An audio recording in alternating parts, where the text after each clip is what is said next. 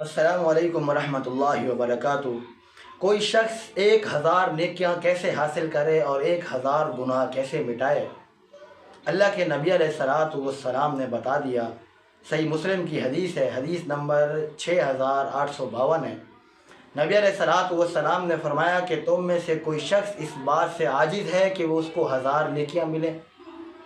ایک شخص نے سوال کیا کہ اللہ کے رسول، کوئی شخص 1000 نیکیاں کیسے حاصل کر سکتا ہے؟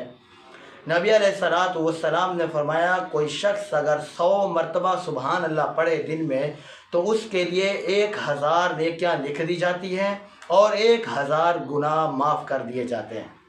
تو میرے بھائی، ہم دنیا کا کوئی بھی کام کریں، دنیا کی کوئی بھی مصروفیت ہو، کاروبار ہو، بزنس ہو، مزدوری ہو، مستری ہو، کوئی بھی کام ہو، ڈرائیور ہو، لیکن اس کی زبان ہر وقت فارغ ہوتی ہے، زبان کام نہیں کر رہی ہوتی، وہ اپنے بدن سے، اپنے جسم سے، اپنے ہاتھوں سے کام کر رہا ہوتا ہے۔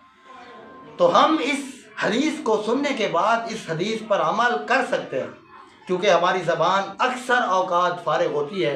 ہم کیوں نہ اس حدیث سے فائدہ اٹھائیں، ہم کیوں نہ ہر روز 1000 نیکیاں لینے کی کوشش کریں، کیوں نہ ہم ہر روز 1000 گناہوں کی بخشش کروائیں اللہ تعالیٰ سے۔